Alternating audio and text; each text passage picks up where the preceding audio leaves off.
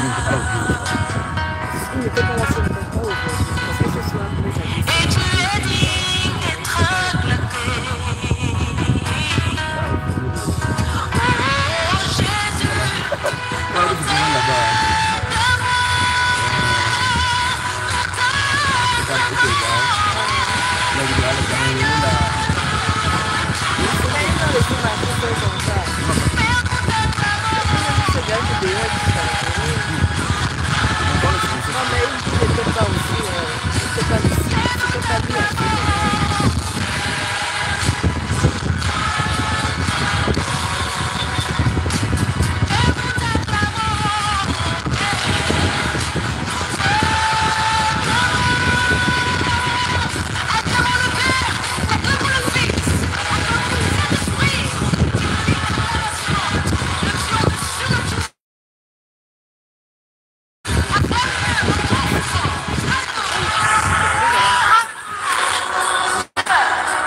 On part, d'accord?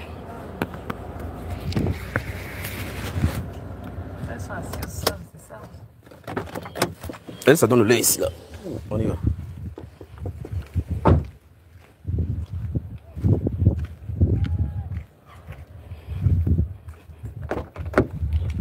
Respect, madame. Déposé. Merci.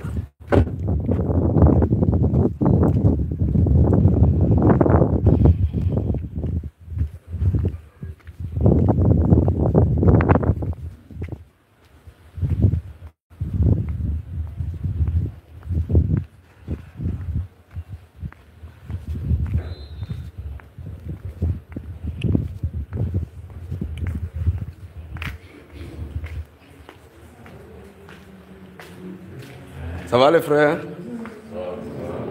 Ça va bien? Bienvenue dans sa sainte présence. Vous avez chassé toutes les femmes?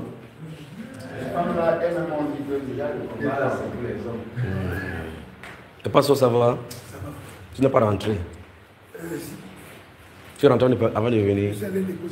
Que Dieu te bénisse. Que Dieu vous bénisse. Saluez-vous les uns les autres. Saluez-vous les uns les autres. Qui sont allés faire les beignets, n'est-ce pas? Qui sont allés faire les beignets?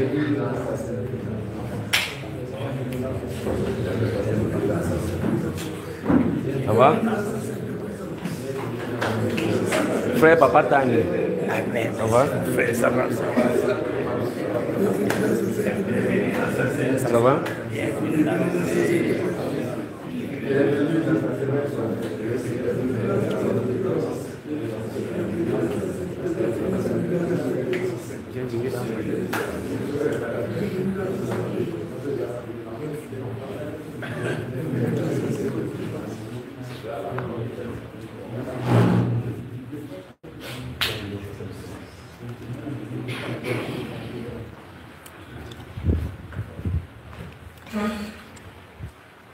Ça sent les beignets par ici. Donc vous êtes prêts à manger les beignets après ça.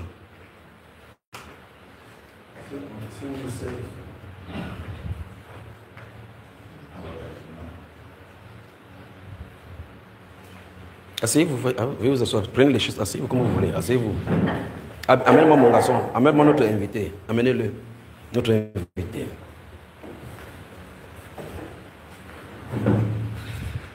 Ça va mon frère?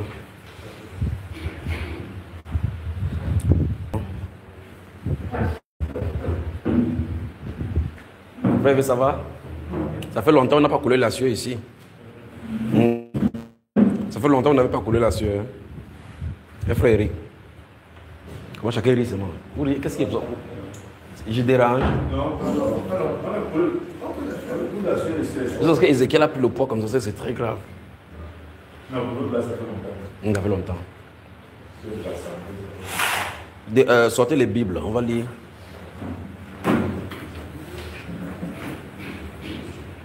Vous pensez qu'il ne devait pas venir? Non. Ben voilà, il ne donne pas de faux rendez-vous.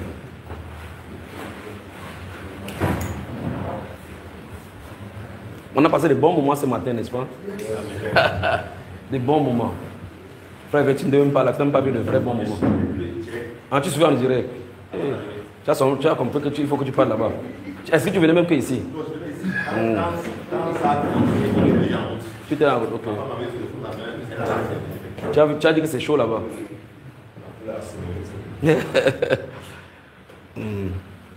C'est qu'est-ce qui se passe? Où sont les vitres qui étaient là-bas?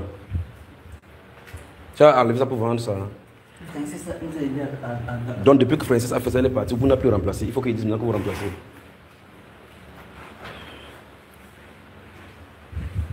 Il faut qu'il y ait la manche ici pour mettre ça le poignet pour fermer. Pour qu'on a de faire des choses privées, c'est que les gens ne passent pas pour voir, d'accord? Donc, vous avez pensé quoi? Depuis l'examen dernier.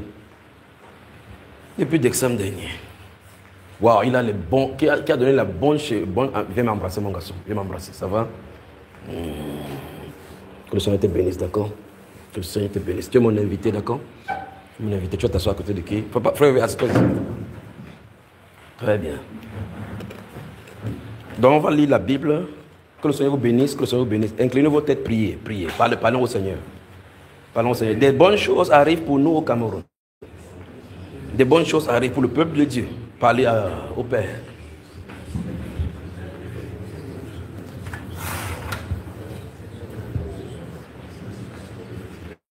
Tendre Père, nous te sommes reconnaissants pour ta grâce, reconnaissants pour ta bonté, reconnaissants pour ta justice, reconnaissance, Père de gloire, pour le salut, reconnaissance pour le bras d'amour, reconnaissance pour ta tendresse, reconnaissance, Père de gloire, pour tout ce que tu fais pour nous.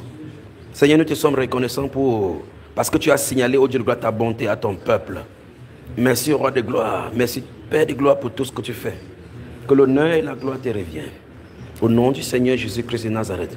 Merci pour ce moment, merci pour des glorieux moments que tu mets au devant de ton peuple. Merci Père de gloire pour cette fontaine ouverte. Merci Père de gloire pour ce que tu disposes pour ton peuple. Merci Père pour le salut. Merci pour ta bonté. Merci pour ton amour. Merci pour ta bonté. Que l'honneur et la gloire te reviennent. Au nom du Seigneur Jésus-Christ. Amen. Amen. Très bien.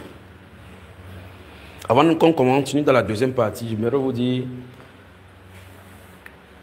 il faut qu'on soit bouillant pour le Seigneur. Il faut qu'on soit toujours, dis à quelqu'un, il faut qu'on soit toujours bouillant pour le Seigneur. Toujours quoi? Bouillant pour le Seigneur. Des soldats, et comme je vous ai toujours dit, les soldats n'attendent pas qu'il y ait des conflits pour commencer à aller s'entraîner. Les soldats sont prêts à tout moment, il y a conflit. Quand on les appelle à la mission, ils partent, et ces choses, ils prennent des dispositifs pour aller.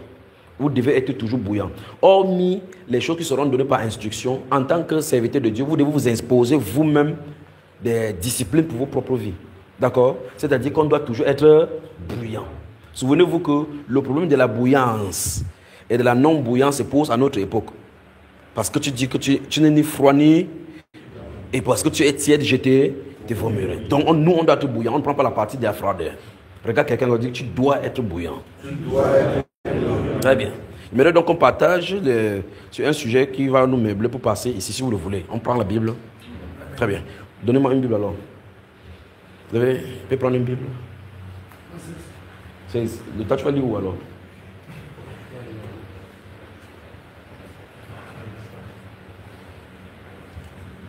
Pourquoi tu pars derrière mon frère? Viens t'asseoir ici. C'est toi là. Notez le livre de Marc. Marc. Vous voyez combien le Seigneur est miséricordieux, n'est-ce pas? Souvenez-vous, tout le mois de mars, ici, on sera ici, du 1er jusqu'au 31 mars, en attendant que le Seigneur donne d'autres dispositions, si peut-être on va continuer après mars. Donc tous les jours, on sera ici avec en mars, n'est-ce pas? C'est pas ça? Vous êtes prêts? Très bien. Alors, Marc chapitre 9, vous y êtes? Marc chapitre 9, vous y êtes? Notez, je vais vous dire. Dans Marc chapitre 9, on va commencer. C'est pas là-bas qu'on va commencer. Notez seulement. Je sais que ça vous a surpris qu'on ait pris la Bible. Vous aimez seulement qu'on crie ici, on saoule, on tombe. Oh, moi j'aime quand on lit plutôt la parole. Marc chapitre 9. On va commencer notre lecture dans les versets 38 et suivants. D'accord? Notez Romains chapitre 8. Romains chapitre 8. J'ai dit Marc chapitre 9, Romains chapitre 8. C'est bon? Notez Hébreux chapitre 12. Hébreux chapitre 12. Vous voyez que quand il n'y a pas d'écrit comme ça, quand c'est comme ça, c'est très bon, non? Hébreux chapitre 12. Les 3 premiers versets, puis les versets 12, 13 et 14. Donc, Hébreux chapitre 12, versets 1, 2, 3, puis 12, 13, 14. C'est bon? Les frères, si vous êtes fatigués, mais comment il dit c'est bon, personne ne dit rien. Vous en dites quoi? Bienvenue dans sa sainte présence. Amen. Vous avez noté Romains chapitre 8.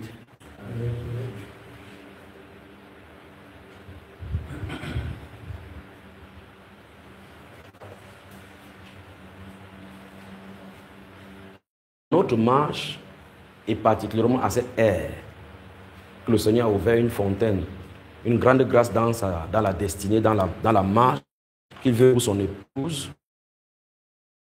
Il y a des grandes décisions qu'on doit prendre, que chacun. Il y a des grandes décisions que chacun doit prendre. D'accord? C'est-à-dire que chacun doit faire le choix de prendre des grandes décisions. Le moment de la religion où les gens suivaient les autres parce que oh, je suis dans une famille, il faut que je suive. Mon grand frère suit ceci, il faut que je suive. Mon père était ceci, il faut que je suive. Chacun doit prendre position pour lui-même et subir ce qu'il faut subir et prendre ce qu'il faut prendre. Si c'est bon, c'est bon. Si c'est mauvais, c'est mauvais. Il ne faudrait pas que quelqu'un vienne dire c'est telle personne qui m'avait noyé. Donc, le Seigneur a déguisé notre conscience pour que chacun prenne des grandes décisions, des grandes résolutions. D'accord? Et dans nos vies individuelles, en tant que croyants, en tant que disciples du Seigneur Jésus, il y a des moments où on doit prendre des décisions. Et l'une des séries de décisions qu'on est censé prendre, ce sont ces choses-là que Satan utilise pour nous servir. Vous comprenez? C'est-à-dire que vous voulez avancer avec le Seigneur. Ça, il est de façon indélébile. Chacun de nous ici veut servir le Seigneur. Chacun veut servir le Seigneur. Puisque vous êtes là, après vous êtes là. On a dit 17 heures, vous êtes là. Pas vrai? Vous êtes là chaque fois. Vous n'allez pas me dire que vous venez ici à Japoma pour vouloir servir Satan. Regarde quelqu'un, demande-lui si tu sais Satan. Tu veux servir le diable? Ça, c'est clair que c'est manifestement non, pas vrai? Ça veut dire que chacun de nous, voilà pourquoi nous nous privons. Nous prions, nous gênons, nous prions parce que nous voulons servir le Dieu vivant et vrai. Pas vrai? Amen. Très bien. Alors, si nous voulons servir le Dieu vivant et vrai, et qu'il donne ses conditions et ses résolutions, il faut qu'on examine chaque fois, on doit examiner si on a de suivre les voies droites tracées par lui. Sachant que ce n'est pas nos voies que nous suivons, ce sont ses voies à lui. C'est lui qui tient les filets, c'est lui qui tient les rênes, c'est lui qui tient le devant. Quand il dit marche, on marche, arrête, on arrête. C'est ça la souche même de l'obéissance au Seigneur. L'obéissance au Seigneur consiste à marcher comme il veut, à faire ce que lui il veut, même si ça ne te plaît pas. C'est ça l'obéissance au Seigneur. D'accord? L'obéissance au Seigneur ne consiste pas à suivre ce que les gens disent, ni ce que la majorité fait. Qu'est-ce que Dieu dit de façon spécifique? Et on doit y marcher. Alors tu es en train de dire que dans cette ère, il y a un boulevard que Dieu destine pour l'Église. Mais il y a des choses qui nous tiennent.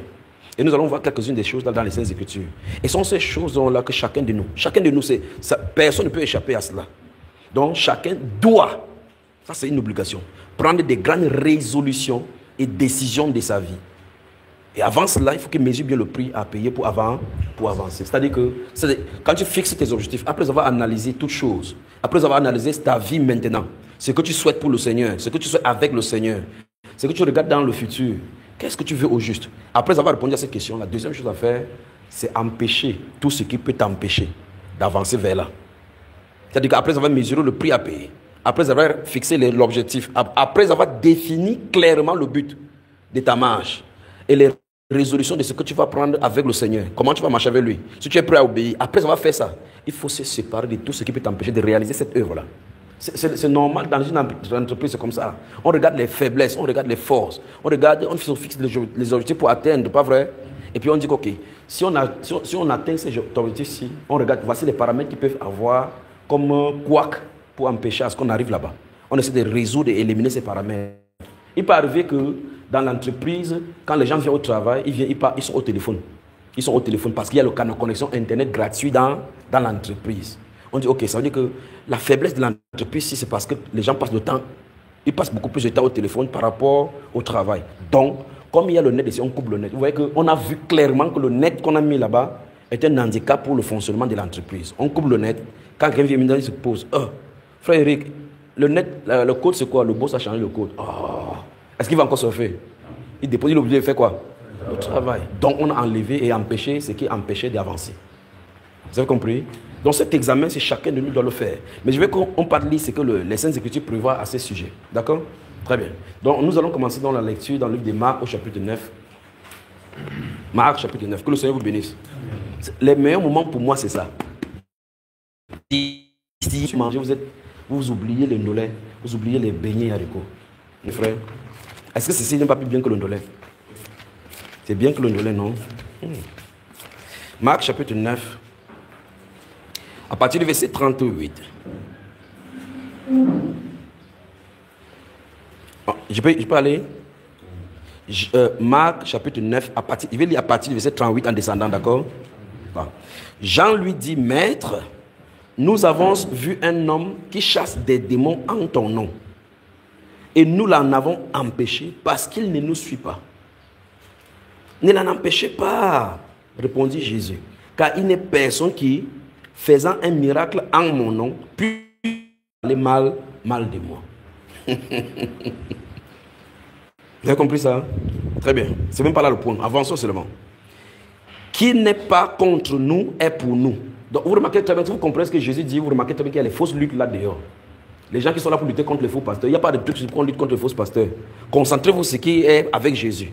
Vérifiez que vous êtes avec Jésus. Si vous entendez quelque part quelqu'un de parler contre le pasteur, quittez cette scène-là. Ne parlez pas parce que si vous n'avez pas honte pour cela, ne le faites pas. Vous entrez dans un endroit, vous entrez dans un engrenage. Si on les coupe, on va vous couper. Dis à quelqu'un, ne parle pas contre quelqu'un. Ce n'est pas notre mission.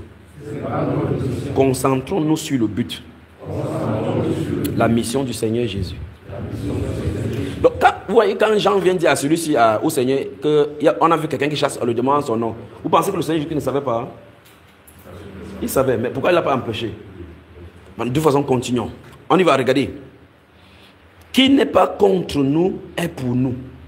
Donc, si vous voyez quelqu'un annoncer l'évangile, ne courez pas ciel et terre pour dire que non, il faut que vous veniez à Japon parce que l'air a changé. Laissez-les tranquilles. Si Dieu vous a fait grâce, il vous a fait grâce. Dieu va attirer les gens qui veulent vers lui. Une lampe qu'on allume, on met sur une montagne, tout le monde va voir. D'accord? Dieu va attirer les gens. Il n'y a pas de publicité.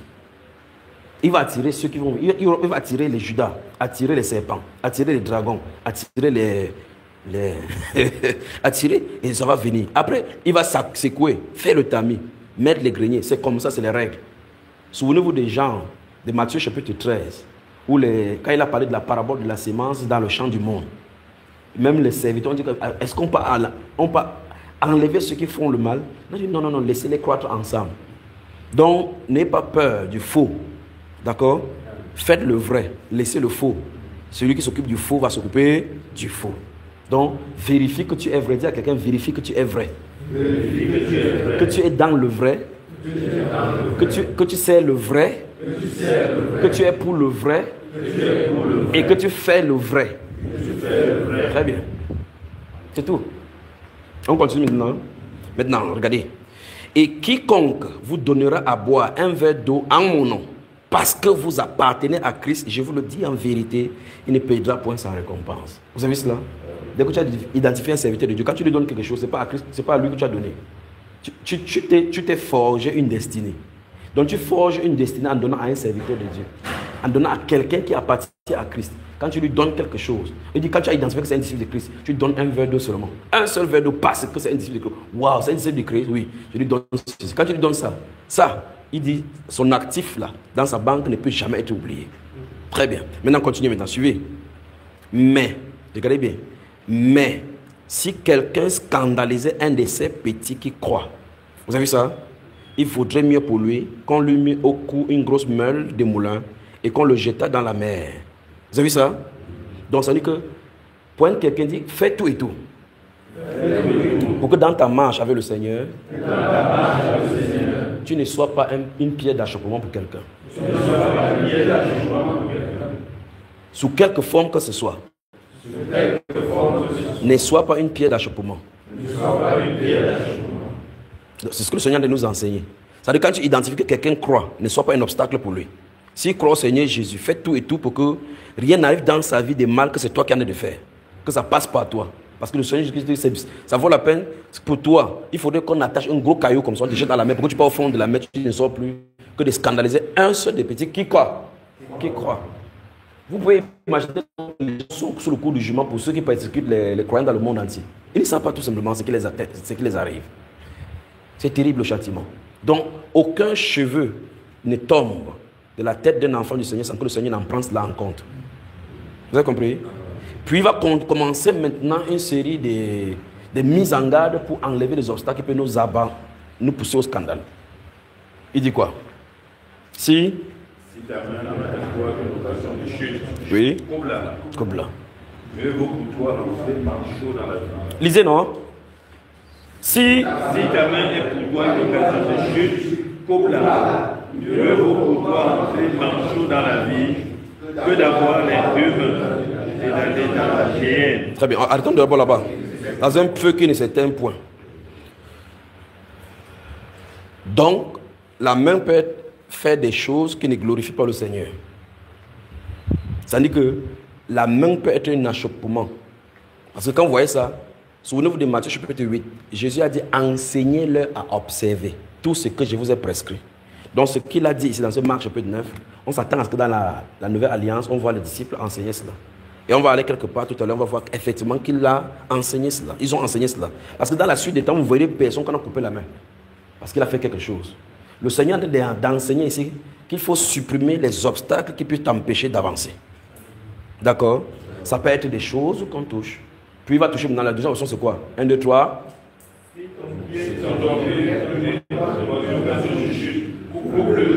Mieux vaut pour toi rentrer dans la vie.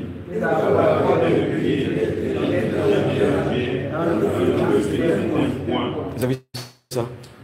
Dans le pied, la main. Puis il dit encore.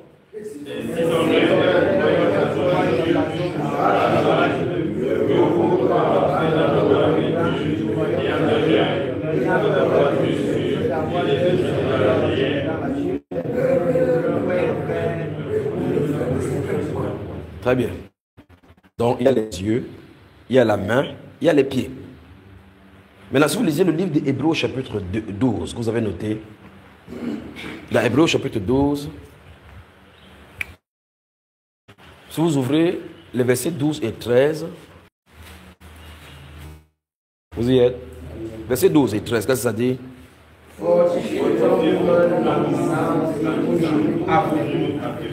Et suivez avec mon pied les voies droites, afin que ces voies ne défient pas, mais maintenant, vous allez lire ça ensemble, pas de façon décousue comme ça. Je sais compter sur vous. Allons-y. Non. Réalisez cela, mais en harmonie. 1, 2, 3, c'est parti.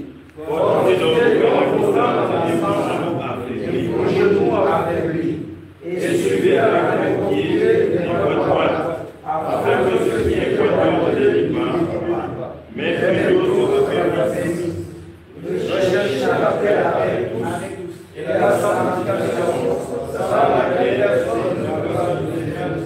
Donc, dans les versets 12 et 13, il nous dit qu'on fortifie les genoux qui faiblissent et que les pieds suivent les voies droites. De toute façon, ce qu'il a dit dans le livre de Marc tout à l'heure, il a dit que si ton pied est pour toi une occasion de chute, parce que ton pied peut t'empêcher de suivre la voie droite et t'amener quelque part. En réalité, il n'est pas de demander de couper le pied. Il est de supprimer. Réfléchis bien, supprime ce qui est là où ton pied en est de partir. Vous remarquez ça? Il dit que ton pied ne suit plus ce chemin-là. Si vous lisez maintenant les versets 1, 2 et 3, il peut maintenant qu'on ait le regard fixé. C'est pas ça. Qu'on fuit les péchés qui nous enveloppent si facilement, ayant le regard sur qui? Sur Jésus. Le consommateur de notre foi. Donc maintenant, on a l'œil qui doit fixer sur Jésus pour ne pas fixer dans l'iniquité. Parce que sinon, vous détournez les yeux de Jésus, l'occasion de Jésus va se positionner. Vous voyez? Vous avez compris ça, frère? C'est pour ça que dans les psaumes, il dit quoi? Il dit que le sceptre des méchants, de méchanceté ne demeure pas sous le lot de justes. Indéfiniment, il va ôter. Afin que quoi? Que le juste n'étend pas sa main vers l'iniquité. Alors Dieu a de faire quelque chose de nouveau. Maintenant, le Seigneur veut nous faire comprendre maintenant que okay, nous sommes dans le livre des Marc, nous entendons ce qu'il dit. Alors, où est-ce que ta main, qu'est-ce que ta main touche qui est une occasion de chute pour toi? C'est-à-dire que Dieu peut te reprocher. Si vous lisez le psaume 125, vous prenez le temps de lire le psaume 125, les 2 derniers versets, vous allez voir comment il parle de ces choses-là, qu'on suive ses voies. Alors, donc, quand vous regardez, alors la main, les yeux, les pieds, où est-ce que ton pied te traîne? ou qui ne devrait pas être. Vous comprenez cela? Ça suppose donc que vous devez mesurer maintenant les lieux où vous allez. C'est que vous faites. On n'a plus le droit de me poser la question, frère Junior, est-ce qu'il peut aller en boîte de nuit? Ça n'a pas de sens. Tu dois savoir si ton propre pied va là-bas. Parce que si ton pied va là-bas, tes yeux vont être fixés sur quoi quand tu y vas? Est-ce que ce que tu vois, c'est pour le Seigneur Jésus? Vous devez poser la question, est-ce que les yeux-ci, ce que je fixe là, est-ce que ça pousse le péché à m'envelopper facilement? Donc les yeux qui sont la lampe du corps. Il dit que l'œil est la lampe du corps. Il dit que si ta lampe là est éclairée, tout ton corps est dans la lumière. Mais si les lumières qui sont en toi sont ténèbres, combien sera grand ces ténèbres? Donc faites attention à ce que vous regardez. Vous comprenez bien l'essence maintenant, n'est-ce pas? Le Seigneur veut que chacun comprenne qu'il doit examiner son style de vie, ses choix, ses personnes. Ça peut être une compagnie qui t'amène, qui t'entraîne quelque part. Des gens avec qui vous marchez, qui vont vous pousser dans l'iniquité. Alors, vous devez mesurer le prix à payer. Soit vous vous compromettez avec ces gens, ou vous restez avec eux. Souvenez-vous, heureux celui qui ne marche pas selon les compagnies, qui ne s'assoit pas en compagnie d'eux, mais qui trouve son plaisir dans la loi de l'Éternel, qui la médite jour et nuit. Si vous entrez dans la méditation de la parole de Dieu, vous passez le temps dans sa parole, vous commencez à recevoir ses pensées. Recevoir ses pensées. Et vous allez, quand vous recevrez ces pensées, vous allez voir que ces pensées ne sont pas les pensées du peuple. Ces pensées ne sont pas les pensées du monde. Il va commencer à vous dérégler par rapport à ce monde-ci. Vous allez commencer à voir le monde comme lui y voit. Mais si vous quittez la loi de Dieu, vous quittez la méditation, vous quittez la parole, vous passez le temps en compagnie des moqueurs, vous fréquentez les insensés, vous allez finir par vous accoutumer à eux et leurs comportements vont vous contaminer. Alors, avec qui tu manges? Qu'est-ce que tu fais au quotidien? Qu'est-ce que tu fais au quotidien? Tu prends plaisir, tu t'affectionnes à quoi? Dans Romains au chapitre 8, ouvrez ça maintenant. Romains au chapitre 8. C'est la Bible qui ici, qui m'a donné ça aujourd'hui. Que Dieu te bénisse. Merci. Dans Romains au chapitre 8, il me sent bien. Qui se sent bien? Qui se sent bien ici? Amen. Bienvenue dans sa sainte présence. Bienvenue dans sa sainte présence. Alors chacun de nous a un choix. Ou des choix. L'apôtre Paul, mon grand frère, dit que voyant ces choses-là, le but là-bas, il court vers le but. Oubliant ce qui était derrière. Il frappe pas comme battant le vent. Il dit que les athlètes qui courent dans les champs s'imposent tout genre de choses pour des couronnes corruptibles. Il dit faisons-le. Faisons-le. Imposons-nous des batailles, imposons-nous des disciplines. Il n'y a rien là. Les gens avec qui vous marchez, qui veulent vous pousser dans la compromission. Si vous tombez demain, c'est eux qui vont se moquer de vous. De toute façon, on n'est pas venu avec eux dans le monde. Vous comprenez cela? Donc, vous n'allez pas vous compromettre votre âme, votre style de vie avec ces grandes visitations que le Seigneur a de faire avec des sauvageries de ce monde-ci. Dis à quelqu'un, prends la sagesse, prends des grandes décisions, et c'est pas ce qu'il faut séparer. C'est pas ce qu'il faut séparer. C'est l'heure des grandes réalisations, des grandes radicalisations, de la grande radicalisation. Le peuple de la foi, ce sont un peuple qui est mort pour lui-même. Si tu es mort d'abord pour toi-même, imagine alors les autres. Si déjà pour toi-même, tu es déjà mort. Si tu es mort en toi-même, que Jésus t'appelle à la propre mort, afin qu'il puisse vivre en toi, imagine donc pour les autres. Si tu voulais faire quelque chose pour plaire à quelqu'un, vous ne plairez jamais à Dieu. Faites tout pour être dans la position où vous plaisez à Dieu. D'accord? Si vous faites quelque chose pour plaire à Dieu, ça ne va pas plaire aux gens, mais faites tout et tout pour que le Créateur soit avec vous. Si vous êtes de son côté, il est avec vous. Quel qu'en soit ce qu'on dit de vous, on parle contre lui. Vous avez compris? Très bien. Le verset 5 dit quoi au chapitre 8? Papa Tani, dis-nous ça. Ceux en effet qui vivent selon la chair s'affectionnent aux choses de la chair, oui. Tandis que ceux qui vivent selon l'esprit s'affectionnent aux choses de l'esprit. Très bien. Donc, il dit, ceux qui vivent selon la chair s'affectionnent. Ça va nous intéresser maintenant. S'affectionnent aux choses de la chair. Et quand tu t'affectionnes aux choses de la chair, tu es en train de nourrir ta chair. Donc ça veut dire que la chair dans le monde pour s'alimenter. Et c'est au travers de nous qu'elle veut s'alimenter. Écoutez-moi très attentivement. Aussi vrai que vous allez au marché, vous achetez des condiments, vous essayez de concocter pour manger, pour satisfaire la famine. La chair a des plaisirs et des désirs qu'elle désire satisfaire. Et donc la Bible déclare que si on se soumet à cela, on va satisfaire à ces chairs-ci. Et si vous faites déjà ça, ça sera impossible de fonctionner avec l'esprit. Vous avez compris cela? On va revenir dans un grand enseignement, nous allons balayer cela dans les Saintes Écritures. Mais ce que je suis en train de dire ici aujourd'hui, c'est des grandes résolutions que vous allez voir pour voir. Vous allez identifier des choses qui font que la chair vienne à vous comme l'aimant qui attire le fer. Et séparer cela. Il dit ceux en effet qui vivent, qui s'affectionnent aux choses de la chair, vivent selon la chair. Et ceux qui s'affectionnent aux choses de l'esprit, vivent selon l'esprit. Et l'affection de la chair, c'est la mort. Donc quel que soit le plaisir charnel que vous allez avoir dehors, ça conduit finalement par quoi? À la mort. Alors la question maintenant c'est, vous pouvez donc à partir d'ici, à partir de ce passage-ci, vous poser la plus bonne question que vous pouvez poser sur cette terre-ci là maintenant. Ma vie, si nous sommes aujourd'hui dimanche, ce dimanche-ci, quand je me suis réveillé du matin jusqu'à ce que je me couche le soir, quelles sont les choses que j'ai faites? Je les énumère. J'ai fait la comptabilité pour voir si ce que j'ai fait, c'était en rapport avec ma chair. Vous êtes obligé de faire ces choses-ci pour voir où vous en êtes. Ce que j'ai fait, est-ce que c'était pour la chair ou pour l'esprit? Ne vous inquiétez pas, je viens dans un grand enseignement constant. Parce que vous ne pouvez pas vous séparer de votre chair. La seule façon de vous séparer de votre chair, c'est quitter ce corps et partir. Et ici, la Bible déclare que nous ne sommes pas rédevables à la chair pour nous soumettre à sa loi. Parce que Christ nous a donné une grande victoire dans l'esprit. Le seul problème avec nous maintenant, c'est savoir se obéir et se soumettre à l'esprit de Dieu. C'est ça. Et donc, vous ne pouvez pas en même temps vous soumettre à l'esprit de Dieu, en même temps obéir à la chair. Ce sont ces injonctions, ces suggestions de la chair que je suis en train de parler maintenant pour dénoncer cela. Ces suggestions de la chair. Et il y a une façon de faire, de quitter la suggestion de la chair. Parce qu'en fin de compte, la chair fait les suggestions de façon subtile. L'esprit parle de façon silencieuse. C'est ça le complexe. Donc l'esprit parle de façon complexe en disant viens. La chair parle de façon séduisante. Bien. Au point où tu peux croire qu'en fin de compte, c'est toi qui fais, alors que quelqu'un vient d'alimenter tes pensées et tes suggestions.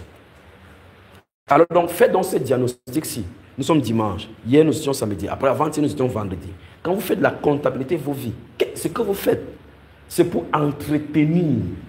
Ouvrez Romains chapitre 13. C'est pour entretenir la chair ou l'esprit. Notez Galates chapitre 6. On va y revenir. J'ai dit, on va y revenir dans cet enseignement. Je ne sais pas où on va faire. Peut-être au Canada, aux États-Unis, en France, en Allemagne ou n'importe où. C'est là que le Seigneur va diriger. On va y aller. D'accord? Romains chapitre 3. Pourquoi tu as sommeil? Tu es fatigué? Non. Je prends un peu la bouillie. Tu es en forme? En très bonne forme. Applaudissons pour Papa Tani. Il est en très bonne forme. Il dit qu'il est en très bonne forme. Verset 14 dit quoi, Papa Tani? Le chapitre 13. Mais revêtez-vous du Seigneur. Non, rentre au verset 13 avant de lire le 14. Allons-y. Marchons honnêtement, comme en plein jour, oui. Loin des excès et de l'ivrognerie, oui. De la luxure et de l'impudicité, oui. Des querelles et des jalousies. Oui. Mais revêtez-vous du Seigneur Jésus-Christ et n'ayez pas soin de la chair pour en satisfaire les convoitises. Vous avez suivi ça? N'ayez pas soin de la chair pour en satisfaire les convoitises. Alors, ça veut dire que la chair a des choses qui nous suggèrent. Ça nous suggère. Si tu n'es pas attentif à la voix de l'esprit qui vient de parler là, tu vas faire des choses croyant que tu es dans le Seigneur. Et tu es chez le Seigneur en train d'accomplir les œuvres du ténèbre. Lorsque vous prenez votre téléphone, vous prenez 2 heures de temps. Les 2 heures de temps là, quel est le pourcentage que vous faites pour l'esprit? Quel en est pour la chair? Prenez ce même téléphone, vous multipliez pour toute la journée. Les appels qui entrent, les messages que vous envoyez, ce que vous recevez, ce que vous regardez, qu'est-ce qui est là pour l'esprit?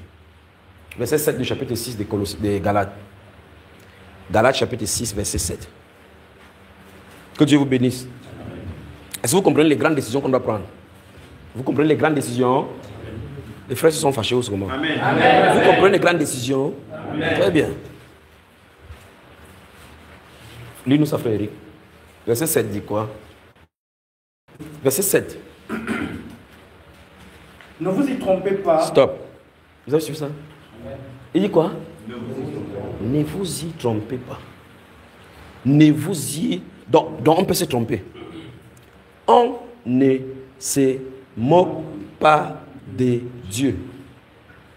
C'est qu'un homme aura semé, il le moissonnera. Si tu passes le temps au téléphone, quand l'esprit va venir t'appuyer le cou, appelle Zuckerberg qui a fait WhatsApp là, pour qu'il te délivre. Vous comprenez cela? Il dit, je parle autant sur Facebook, sur WhatsApp. Quand on va appuyer ton cou la nuit, laisse-moi tranquille avec la sœur Grâce. Appelle Mark Zuckerberg, parce que ce n'est pas moi qui t'occupais. C'est Mark Zuckerberg. Appelle-le que Mark Zuckerberg. Il a son numéro sur WhatsApp. Appelle-le. Tu dis que Mark Zuckerberg, I'm having a problem in Cameroon. Il dit WhatsApp. Tu dis WhatsApp. A demon is tormenting me. Can you please solve the problem with the WhatsApp? Il va raccrocher au même moment, pas vrai? Donc WhatsApp n'est pas là pour t'avancer. Pour t'avancer vers le Seigneur. Alors il dit que ne vous y trompez pas, on ne se moque de Dieu. C'est qu'un homme aura semé, il le moissonnera. Tu sèmes WhatsApp, tu t'en...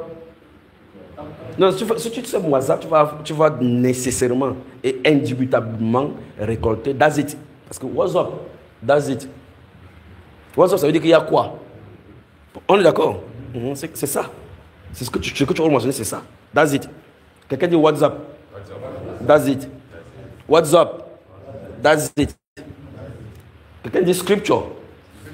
Holy Spirit. Scripture. Holy Spirit. Parole. Saint-Esprit. Parole. Saint-Esprit. WhatsApp. Problème. TikTok. Tu deviens TokTok. Très bien. Sinon, comment tu vas comprendre qu'une jeune fille sur TikTok, elle a envie de danser, elle monte ses scènes devant, elle publie. Il y a 12 000 vues, elle est contente. Elle est déjà quoi? TokTok. Sur quoi? Alors, on a des grandes décisions à prendre. Des grandes décisions. Soyez sages. Soyez sages. Soyez sages pour prendre les décisions qui sied à votre vie spirituelle. On ne se moque pas de ce qu'un homme aura semé, il le moissonnera. Puis il continue. Celui qui aura semé...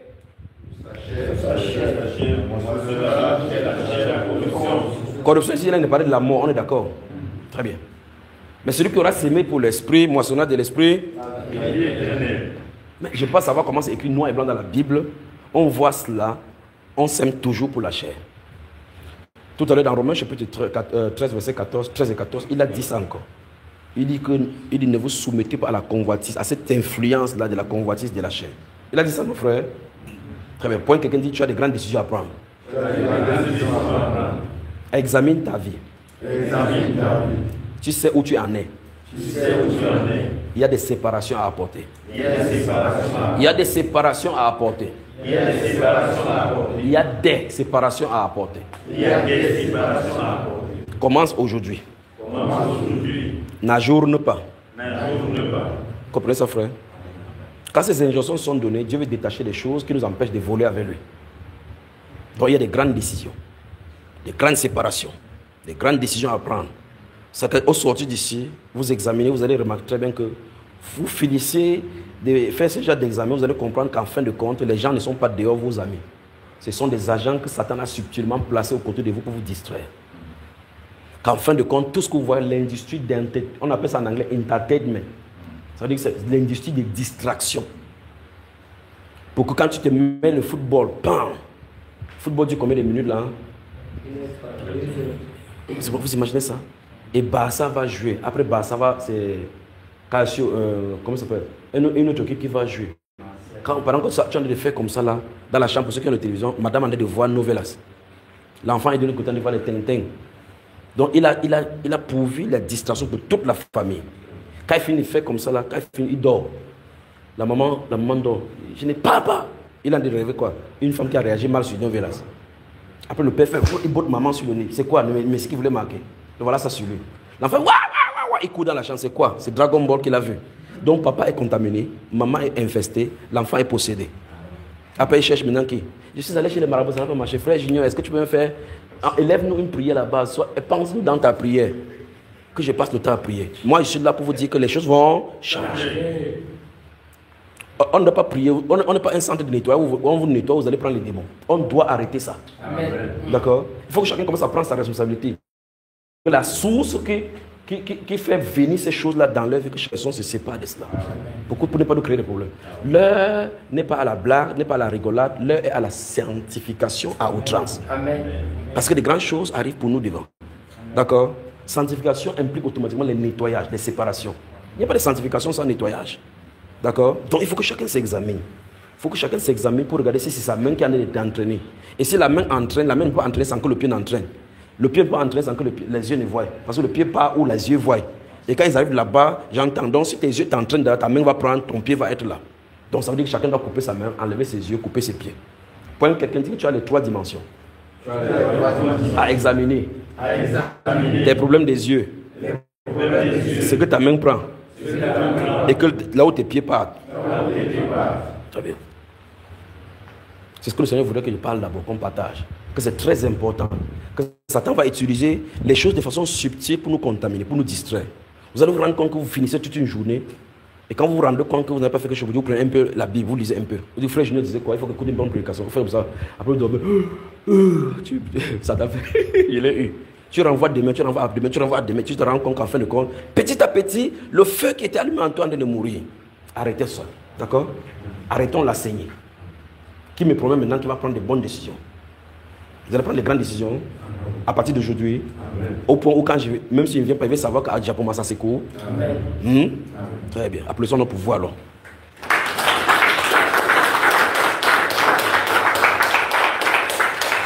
Que Dieu vous bénisse. Que Dieu vous bénisse. Que Dieu vous bénisse. Souvenez-vous, la chair, on ne sert pas Dieu avec la chair. Et il n'y a aucune chose de bon dans notre chair que Dieu requiert. Ce que Dieu veut que nous recevons, c'est les suggestions de son esprit pour marcher comme il veut. Pour marcher selon l'esprit, ça doit se faire en esprit, pas avec la chair. Et la chair ne peut pas se soumettre à Dieu. On ne sert pas le Dieu esprit en chair, ni dans la chair, ni avec la chair. Et pour savoir si vous allez le servir selon la chair, regardez à quoi votre cœur passe le temps à méditer. Regardez ce qui vous attire facilement. Vous pouvez savoir quelle direction ça va vous prendre. Si vous voyez que votre affection, vous passez le temps à des choses du monde, des choses de la chair, ressaisissez-vous rapidement. Ça va vous entraîner quelque part. Vous ne pouvez pas aller là-bas et trouver Dieu. Ressaisissez-vous rapidement. Dites, hey, c'est pas moi qui dois faire cela. C'est pas un disciple Seigneur qui doit faire ceci. Vous comprenez? Alors, vous avez le pouvoir de vous séparer. Vous avez des grandes décisions à prendre, c'est à vous. En anglais, on dit make up your mind. Prends les grandes décisions. Faites votre décision. Prenez les décisions dans la mesure de le prix. Prenez la bonne décision. Prenons la bonne décision. Celle de servir et courir sur la carrière qui nous est ouverte une fois pour toutes par le Seigneur Jésus. D'accord? Ne vous inquiétez pas quand on se moque de vous. Le but, ce n'est pas ça. Le but, c'est le ciel. Vous comprenez? Voilà. Donc, en fin de compte, même s'il dit quelque chose qui vous trouble, ne soyez pas troublés. En réalité, le but de la prédication, ce n'est pas vous permettre de savoir comment vivre au ciel. La prédication sur la terre vous est donnée pour savoir vivre ici. Parce qu'au ciel, on n'a pas besoin d'apprentissage pour vivre là-bas. D'accord? Voilà pourquoi la Bible est donnée pour nous au ciel. La Bible n'est pas donnée pour qu'on puisse vivre au ciel, non. La Bible est donnée pour qu'on puisse vivre sur la terre en attendant le ciel. D'accord? Eh bien, au ciel, on n'a pas besoin d'enseignement pour habiter là-bas. Quand tu pars là-bas, ton esprit arrive à la perfection. Donc, on n'a pas besoin d'enseignement là-bas. Donc, la Bible que vous avez, c'est le code de conduite de nous sur la terre. Comment vivre ici? D'accord? Pour qu'on vive selon la sagesse avec ceux du dehors. Là-bas en haut, il n'y a pas ceux du dehors. Nous sommes tous dedans. Très bien. Dis à quelqu'un la Bible ne nous donne pas de vivre au ciel. Ce n'est pas nous enseigner comment vivre au ciel. Mais comment vivre sur la terre. Comment être sage selon les gens de ce monde-ci. En marchant hors de ce monde. Pour être entièrement agréable au Seigneur. Très bien. Très bien saisi. C'est ça que vous lisez, mon grand frère qui écrit en Colossiens chapitre 1. Il dit depuis le jour, si vous lisez le verset 4 et suivant, jusqu'au verset 9, il dit c'est pour ça que depuis le jour qu'ils ont appris leur foi, ils ne cessent de prier pour eux. Et ce qu'ils demandent à Dieu, c'est que Dieu leur donne. Ouais, c'est que Dieu leur donne la révélation dans sa connaissance pour qu'ils soient dignes. Dans la sagesse, l'intelligence spirituelle pour marcher d'une manière digne du Seigneur et de lui être quoi? Entièrement agréable. C'est ça. Donc le but c'est de marcher ici pour être digne de cette vocation-là. Et être entièrement agréable au Seigneur au milieu d'une génération corrompue et perdue. On brille au milieu de cette génération. Donc le but de la Bible, c'est comment marcher. Parce qu'en fait, nous sommes des citoyens d'un autre royaume, habitant un autre royaume qui a ses propres principes. Et notre code de conduite donc, est régi par cette constitution céleste. La Bible, donc, c'est la constitution du ciel sur la terre pour donner aux citoyens qui sont en immigration. Ouais, c'est en immigration illégitime, clandestin. C'est pour ça que quand Jésus va venir au pouvoir, il va nous dire rentrez chez vous. On vous a vous embarquer dans un vol que rentrez chez vous. Vous comprenez ça, n'est-ce pas? Il va nous amener dans l'enlèvement avec lui. Parce qu'on ne doit pas vivre ici indéfiniment. Alors préparons-nous donc comme des gens sages qui sont en pèlerinage. C'est compris mes frères? Qui peut me résumer ce que j'ai dit ici? Pour que je sache si je me suis fait bien comprendre. J'ai bien transmis ce que le Père m'a ordonné de dire. Qui peut le faire? Bonsoir les frères. Bonsoir. Oh, ça dit qu'ils ne dorment pas. Qui peut me résumer ce que je viens de dire? Bon, c'est bien. Frère Jean-Pierre, qu'est-ce que j'ai dit?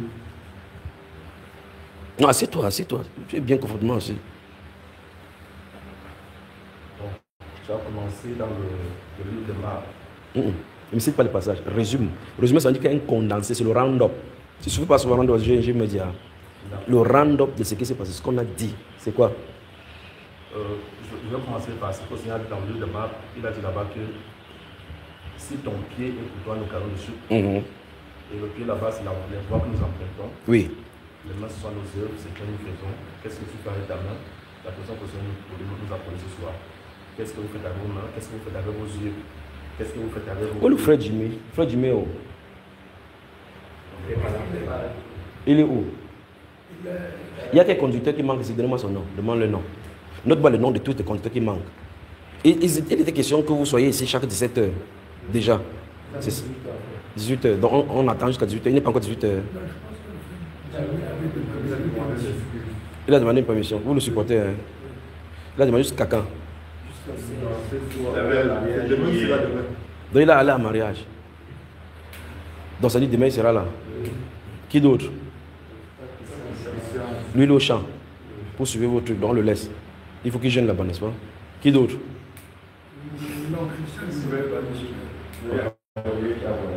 Aurélien. Aurélien a fui. Il a demandé avant de voyager. Avant, hein? Très bien. Donc on le laisse tranquille. Très bien. Qui d'autre? Donc vous faites tout pour protéger vos pères. Qui encore?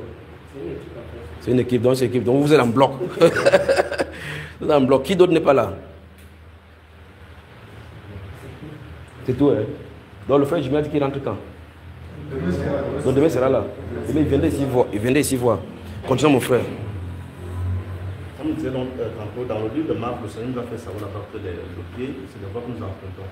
Et il nous a fait savoir que, quelles que soient les voies que nous sachons qui sont mauvaises, nous devons nous retirer. Nous devons nous couper de ces voies-là pour suivre la seule voie et la voie de la sainteté. Dans le livre de Romains, il nous a fait savoir que les hommes de la chair conduisent directement à la mort. Ça ne produit pas la vie. Par contre, si nous vivons selon l'esprit, nous sommes conduits par l'esprit. Par l'esprit. Et dans le livre de Hébreux, après je fais un résumé. Vous pensez que c'est le résumé vraiment qu'il fait? C'est pour ça qu'on fait le résumé à l'école. Je fais un résumé de ce qu'il a dit. Après, le Seigneur nous interpelle dans une vie de simplicité. Très bien, applaudissez pour lui.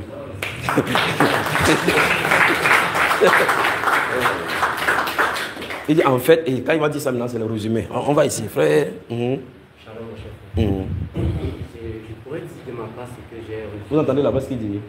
C'est que j'ai reçu. Souvent, quand moi je suis sur le cas, vous tous vous entendez, n'est-ce pas? Shalom, le chef frère. Oui, ce que j'ai compris en résumé pour ma part, c'est qu'il faut marcher selon l'esprit. Et même si avant, je prends l'exemple de la main qui vole, qui tapait, de ne pas y frapper parce que je peux frapper sur un enfant de Dieu, soit pour la bouche ou sa langue, de ne pas murmurer contre le prochain, sans savoir que c'est un serviteur de Dieu. Donc il faut s'examiner et marcher dans la sanctification, ne pas être conduit selon la chair, selon l'esprit.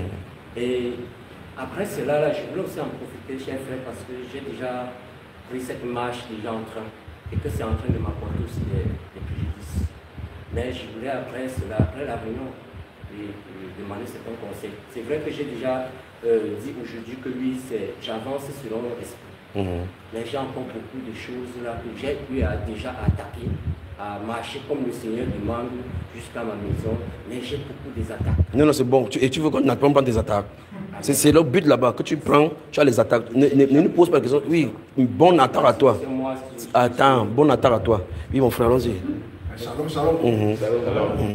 Ce que j'ai reçu, c'est le Seigneur m'interpelle à prendre des grandes décisions pour étaler dans les Des grandes décisions, oui. Grandes décisions. Et pour cela, il y a encore des choses le freine. Donc, ce que le Seigneur voudrait que tu as bien compris ce que Dieu disait, n'est-ce pas? Et c'est vrai pour toi, pas vrai? Très bien. Donc, il faut une séparation totale avec ces choses-là afin d'avancer. Parce que si ces choses-là sont d'accord avec moi, je ne peux pas véritablement accomplir ce pourquoi le Seigneur. Très bien, très bien. Donc, ce soir, il faut, à partir, comme Dieu disait, de prendre une décision ferme afin de lancer. Les grandes résolutions doivent être prises désormais. Les grandes résolutions doivent être prises désormais. À partir de maintenant, la façon de marcher doit changer. C'est-à-dire, je dois arrêter de s'aimer pour la chair. Parce que l'issue de toute semence que l'on fait pour la chair conduit inévitablement à la mort. Mais s'aimer plutôt maintenant pour la vie. C'est-à-dire quoi, de manière concrète? Les 24 que j'ai en un jour, je dois les convertir maintenant. Dans la plupart du temps, je dois passer mon temps dans la parole de Dieu. C'est-à-dire, les outils que nous avons maintenant, on doit faire tout. Je dois faire tout pour m'en débarrasser. Le premier outil, par exemple, qu'on peut citer, est le téléphone. Le temps que je mets, n'est-ce pas, à pianoter dans mon téléphone, si c'est pour les choses du monde, alors c'est ça, c'est même pour la chair. Mais si c'est pour les choses du Seigneur, de l'Esprit, alors c'est ça, c'est même pour la vie éternelle. Autre chose aussi, les choses que je regarde, c'est-à-dire avec mes yeux, que je touche avec mes mains, et là où mes pieds vont, je dois faire l'effort de m'en séparer. Les mauvaises compagnies corrompent les bonnes mœurs. Non, on doit commencer. Ne faites pas d'effort. Vous devez. C'est une obligation pour avancer. Donc on ne dit pas que non, il faut que je fasse l'effort. Ici, il n'y a pas d'effort. Il faut cesser.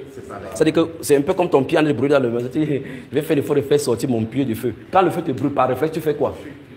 N'est-ce pas si ça brûle ta main? Quand tu mets la main par mégarde sur un bout de feu, par réflexe, tu enlèves. Est-ce que tu dis que je fais l'effort d'enlever ma main? Ici, c'est tout le corps qui va aller au feu.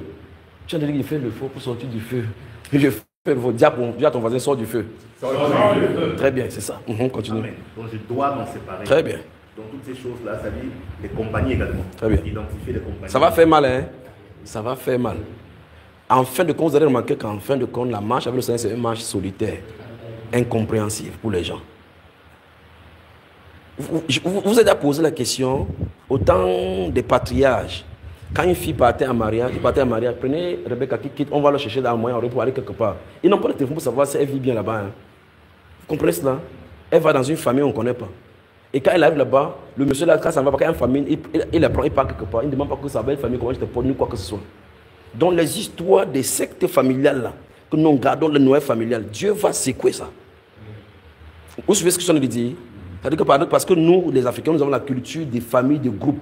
On se serre les coudes, mon frère et ma soeur, nous sommes conscients de ça. Soyez-en sûrs que si le petit frère des Judas Iscariote était sorti de même vent, ils ont été le même sein, Judas était un démoniaque. Lui n'est pas démoniaque, ils sont frères dans la chair, dans l'esprit, ils ne sont pas frères. Très bien. Vous m'entendez? Je n'ai pas dit que vous quittez vos familles, je dit que la marche avec le Seigneur, c'est une marche solitaire. Quand Dieu va venir chez Abraham, il n'est pas seul. Il y a son père, ses frères. Il dit, quitte la maison de ton père. Et va dans un pays, il ne connaît pas où il est parti. Et les femmes, on prend les femmes de part et d'autre, ils sortent, elles partent. Ils n'ont pas de téléphone pour appeler pour savoir comment, maman, ça ne va pas ici, les conseils, on ne peut pas le foufou, comment. Non. Comme la gogo n'a pas. Parce que Dieu avait dit que tu quitteras, couperas les liens et ça peut. Donc ça veut dire que ta femme, ton mari peut te prendre aller n'importe où. Il n'est pas obligé de rendre compte à ta famille. Mais ça c'est la Bible là maintenant. D'accord? C'est une autre tradition familiale qui dit que non, mes beaux-parents. Ne me regarde pas comme ça. Moi-même, j'ai des filles qui vont se marier. Donc, si on les prend, on les parle n'importe où, c'est son problème. J'aurais accompli ma part. Donc, ce n'est pas seulement pour vous, c'est pour nous également. Mais c'est que le principe de la Bible. Mais pour que ça change avec notre culture, c'est que la marche avec le Seigneur, c'est des marches solitaires. Parce qu'en fait, le Seigneur veut la relation avec toi.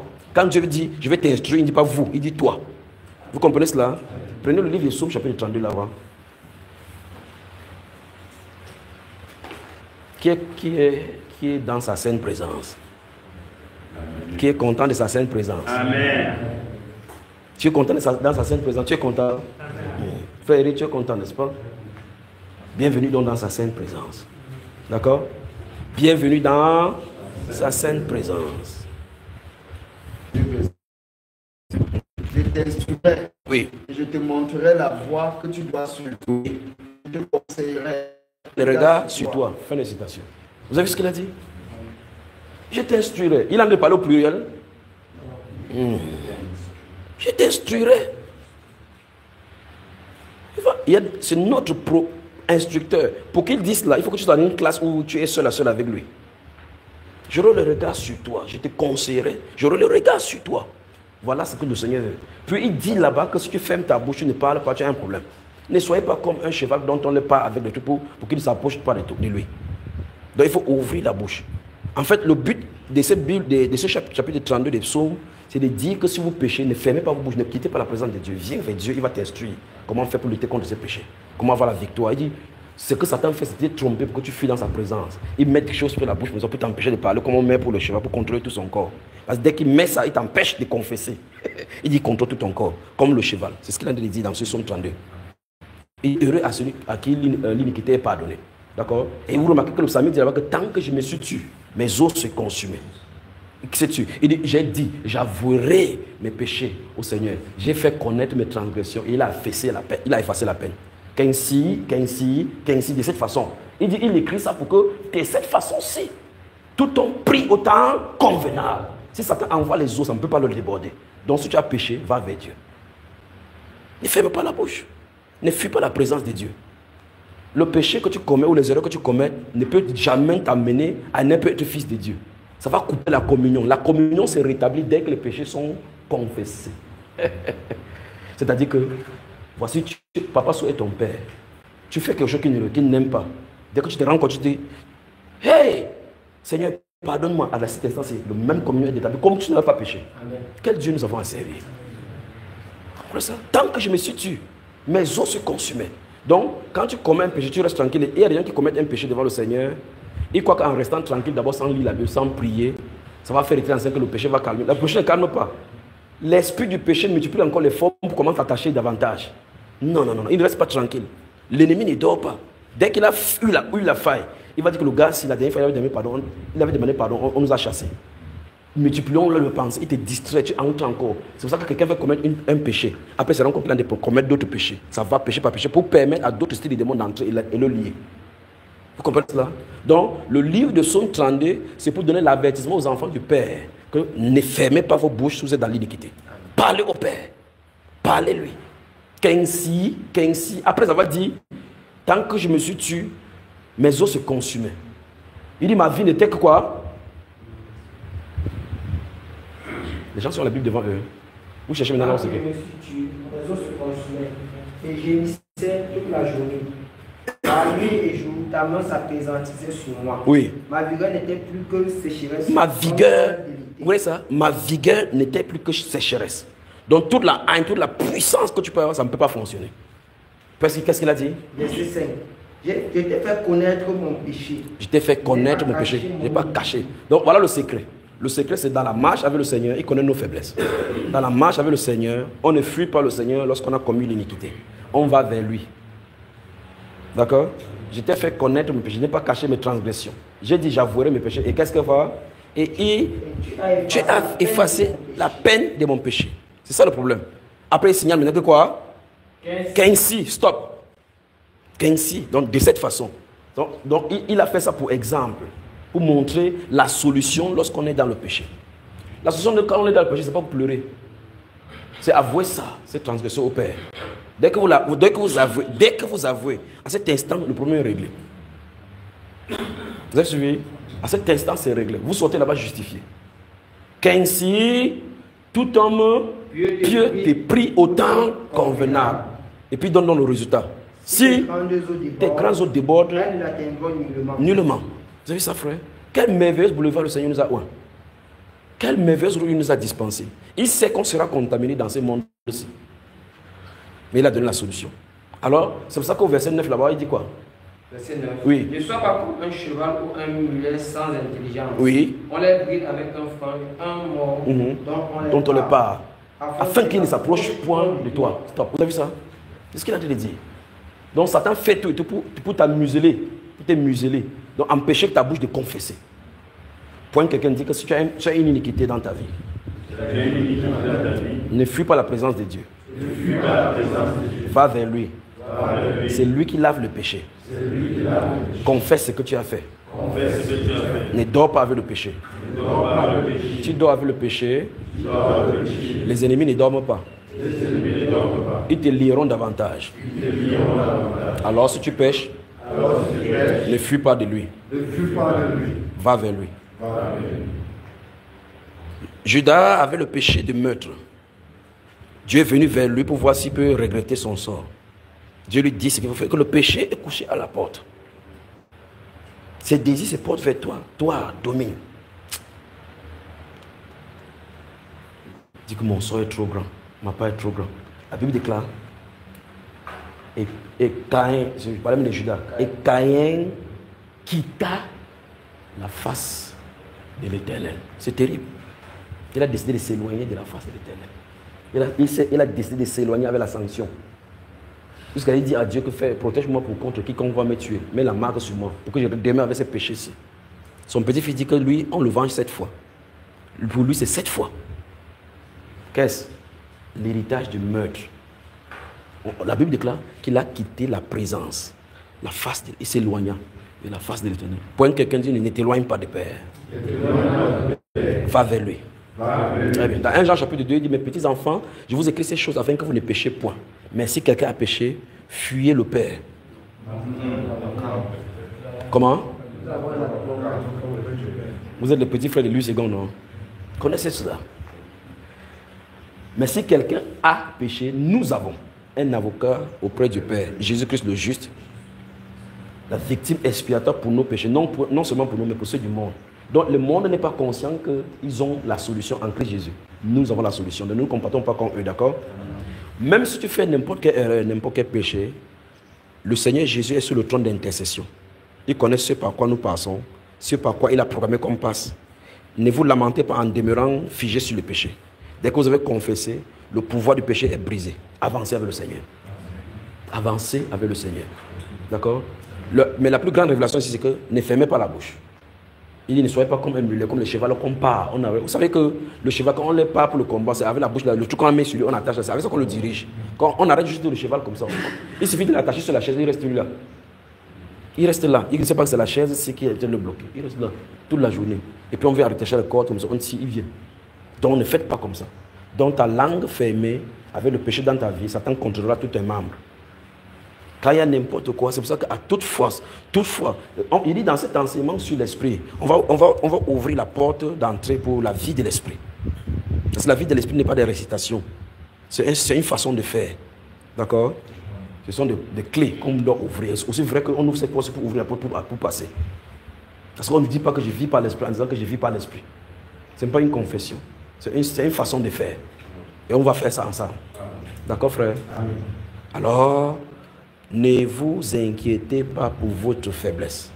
Les faiblesses sont programmées dans nos vies pour glorifier le Seigneur. Amen. Parce que si on n'était pas fort, si on n'était pas faible, Jésus ne serait pas fort dans nos vies. Amen. Jésus n'a pas fait les gens forts. Il a fait chacun avec sa faiblesse. Pour qu'au milieu de la faiblesse, il révèle sa puissance. Amen. Et qu'il diversifie sa différentes forces dans nos différentes faiblesses. Alors glorifions le Seigneur avec nos faiblesses. D'accord? Ne pleurnichons pas sur nos faiblesses. Présentons-les lui qui les utilise pour se glorifier. D'accord, mes frères? Amen. Très bien. Que le Seigneur te bénisse. Amen. Alors je viens ici. Dis-nous, quel est le résumé? Qu'est-ce que j'ai dit ce soir? Qu'est-ce que le Seigneur m'a demandé de vous dire?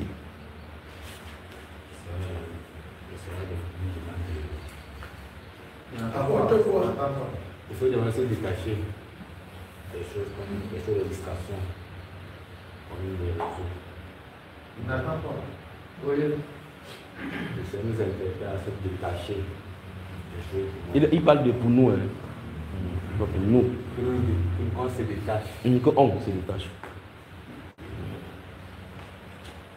Que lui, il se détache. Lui, il se détache. Lui. Il va se détacher. Tu vas te détacher, non?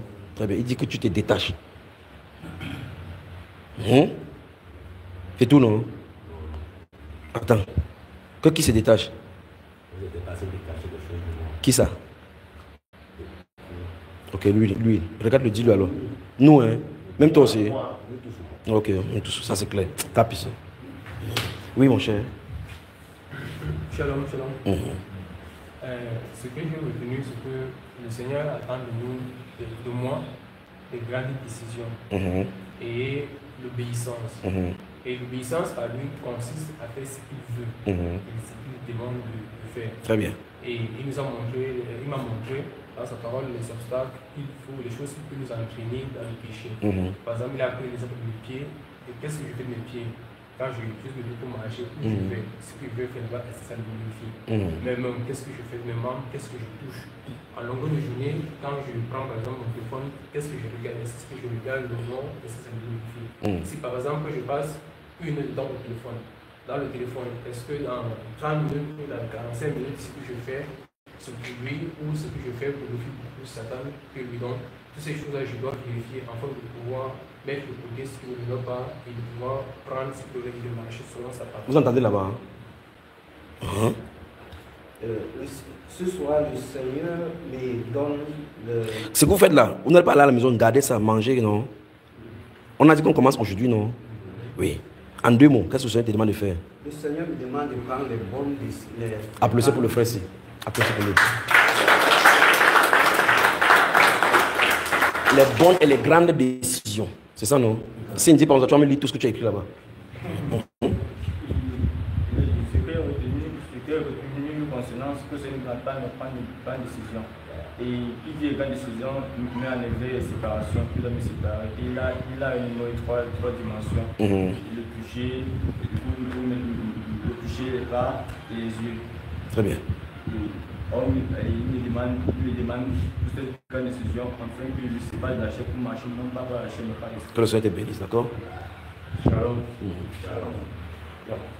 Pour moi, c'est le Seigneur demande, en fait, ce qui révèle à moi, c'est de ne pas passer beaucoup de temps sur les choses. Passer du temps sur les choses. Toi, tu connais bien ces choses vaines. Dès que tu as décidé que quand tu vas sortir ici, c'est fini comme ça. Oui. Les choses vaines vont te sentir. Je fais bon, je fais parce que je regarde quand je travaille, le temps que je prends le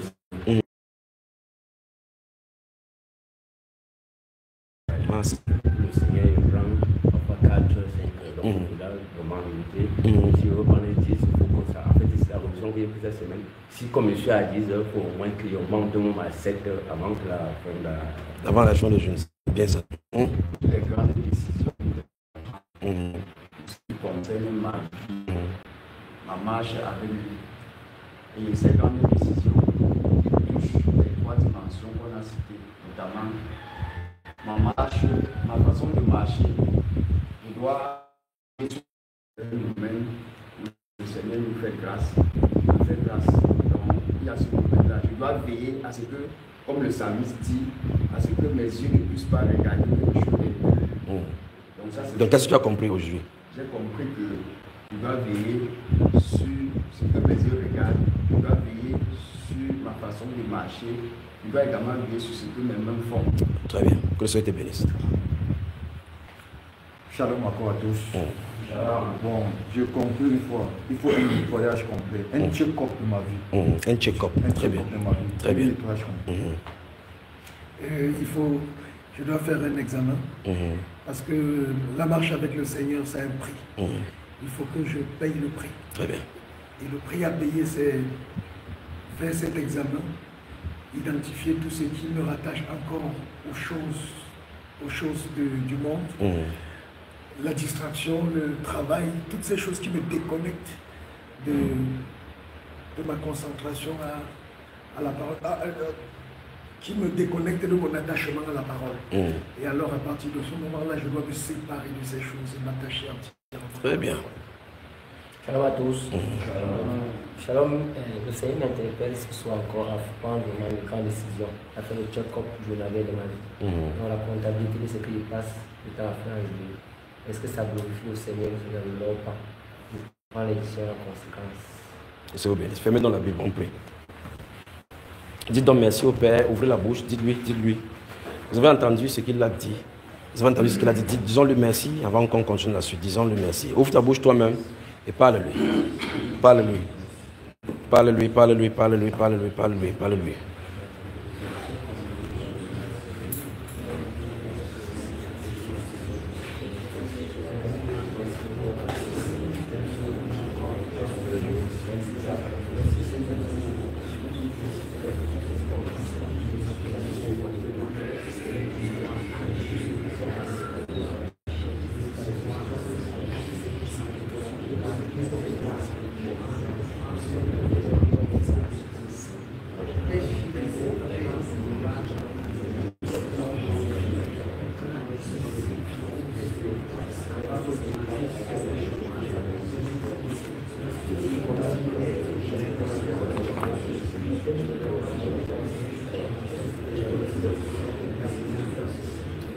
Parle-lui toi-même. S'il y a quelque chose dans ta vie qui te retient, présente-le-lui maintenant. Présente-le-lui.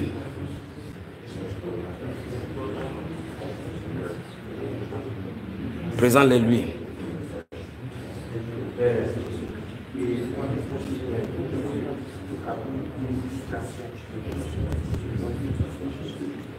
Présente-le-lui, présente-le-lui, présente-le-lui.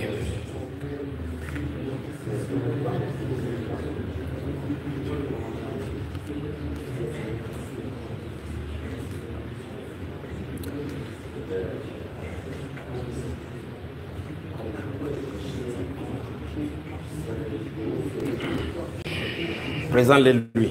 Quelles que soient les faiblesses que tu as déjà examinées dans ta vie, que tu as observées, présente-le-lui. Que ta faiblesse soit la source pour sa force. Quelle que soit l'iniquité que tu as commise, présente-le-lui. C'est le moment. Parce qu'il a dit que si tu fais avouer tes iniquités, il va ôter cela la peine.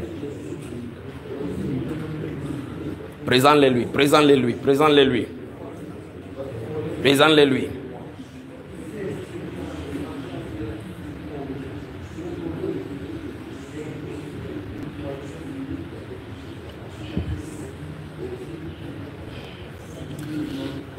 Présent au Père de gloire.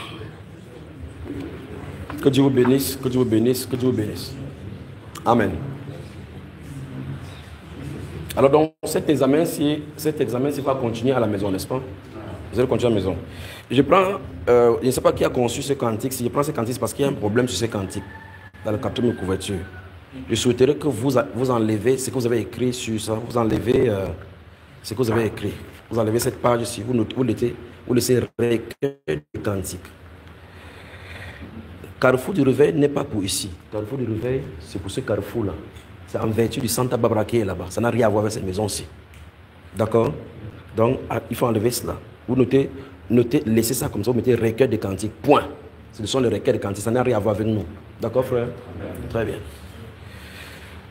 Disons merci au Père, disons merci au Père, disons merci au Père, disons merci au Père, merci au Père, merci au Père, merci au Père, merci au Père, merci au Père, merci au Père, merci au Père, merci au Père, merci pour son amour, merci pour sa miséricorde. Si vous observez vos vies, vous allez voir sa main de miséricorde dans vos vies. Il y a de quoi lui dire merci à tout moment.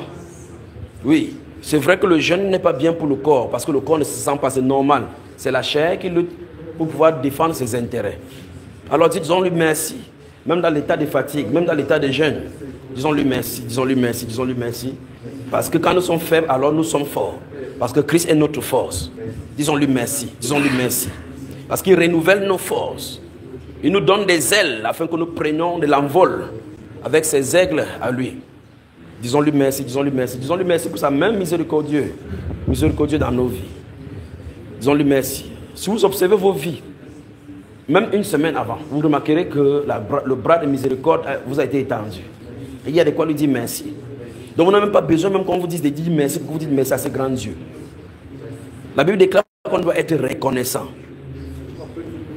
Soyez reconnaissant pour le souffle de vie. Reconnaissant pour la protection. Vous sortez sous sa grâce. Tout ce qui vous arrive, ça montre sa miséricorde. Il fait lever son soleil, c'est suffisant pour lui dire merci. Père, merci pour ta grâce. Donne à ce peuple de te reconnaître dans ses voies. Que c'est toi qui les diriges. Que c'est par grâce, Père, qu'ils sont ici. Que beaucoup dans le monde entier souhaitent être ici. Ils ne peuvent pas l'être. Père, ils sont dans ta sainte présence. Et aussi, vrai Père de gloire, qu'il n'y a pas de distance pour toi. Ceux de l'extérieur sont aussi avec toi ici en esprit. Oh Dieu, quelle miséricorde et quelle grâce pour cette génération. Le Dieu des esprits qui surveille ces lieux, qui surveille nos vies. Et qui veut nous distiller ses directives, ses instructions, afin que nous marchions comme il veut. Disons-lui merci. Il ne nous traite pas selon nos iniquités. Parce que si vous laissez lever son courroux pour nous frapper, personne ne subsisterait. Alors son bras de miséricorde vient à notre secours. Pour que le Dieu juste et véritable, le Dieu amour puisse exercer sa miséricorde envers nous. Disons merci au Dieu de gloire. Dis-lui merci. Dis-lui merci, dis-lui merci, dis-lui merci, dis-lui merci, dis-lui merci, dis-lui merci.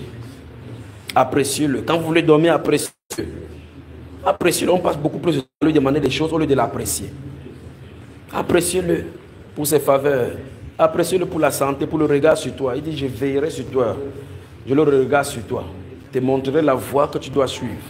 Donc tu n'es même pas capable de marcher dans les voies du Seigneur. Il faut encore qu'il te montre les voies. Appréciez-le, appréciez-le. Appréciez-le, appréciez-le, appréciez-le. Appréciez-le. Apprécions le grand Dieu et Sauveur. Apprécions-le. Père, merci pour tout ce que tu fais. Merci. Au nom du Seigneur Jésus-Christ. Très bien. Que le Seigneur vous bénisse. 18h30. On peut prendre 1h30. C'est donc que le Seigneur va diriger. Après, je vous laisse, n'est-ce pas? Alors, on va continuer maintenant ce qu'on a commencé en journée. Vous êtes prêts? Amen. Comme dans la première partie en journée, je t'en ai dit, des événements arrivent dans nos vies et chaque personne, dans sa marche sur la terre, est infestée par le diable. Et le diable fait que chacun touche et goûte la boue, chacun a sa profondeur. La profondeur que je suis entré dans la boue n'est pas la même profondeur que celui-ci est entré. Et chacun de nous a goûté Satan à son niveau. L'apôtre Paul, mon grand frère, explique qu'il avait un train où chacun était dans son wagon. Il nous entraînait partout. Il est le conducteur de ces locomotives qui passent le temps à rouler. Le carburant n'a pas besoin de finir parce que le péché alimente le carburant du train que Satan conduit. Alors il dit chacun de nous était dans ce train-là. Mais par la même miséricorde, Dieu nous fait sauter de ce train-là sans aide. Pour que nous venons être restaurés. D'accord? Donc la vie de ces garçons, c'est la vie de miséricorde. Comme chacun de nous. Ce n'est pas grâce. C'est dans la miséricorde du Seigneur. Si vous observez vos vies, vous allez remarquer qu'en fin de compte, Dieu a tracé un chemin. Les rencontres ne sont pas fortuites, ne sont pas au hasard. C'est lui qui a préparé le chemin. Sauf que vous et moi, on ne connaît pas. Cette rencontre s'est prédestinée, préparée depuis l'éternité. Là, comme ça. Père, merci pour ta sainte présence. Merci Père pour ta sainte présence. Merci Père pour ta sainte présence. Merci Seigneur pour ta sainte présence. Merci Seigneur ce lieu. Parce que tu as dit que tu ne quitteras pas ces lieux. Merci Père de gloire jusqu'à ce que tu aies accompli ce pourquoi tu as fait pour cette génération. Merci Roi de gloire. Au nom du Seigneur Jésus. Regardez, vous dire quelque chose. Même si on prend le caterpillar, on racle cette maison, ce que vous voyez. On enlève toute la fondation. On jette. Quelqu'un vient sur cette terre, il s'assoit là, il invoque le Seigneur répondra. Amen. Parce que le caterpillar ne peut pas toucher sa présence. Ce n'est pas le muscle qui fait sa présence. Il n'y a plus de tabernacle ici. Père, merci pour ta sainte présence. Merci Père pour ton regard bienveillant ici. Merci Père de gloire pour ton attention sur le Cameroun. Merci Roi de gloire pour ce que tu fais. Merci pour ton amour pour nous. Merci pour ton peuple que tu n'as pas lâché. Merci Père de gloire pour les visitations. Merci pour ton bras étendu. Merci surtout pour tes anges que tu assignes au service ici. Que l'honneur et la gloire te reviennent. Au nom du Seigneur Jésus-Christ et que les vaillants guerriers disent Amen. Amen. Ça tonne comme le tonnerre là maintenant. Comme les gens qui ont déjà mangé. Au nom de Jésus-Christ. Amen. C'est bon ça. Là c'est le cri des guerriers. Que Dieu vous bénisse. Amen. On peut commencer maintenant.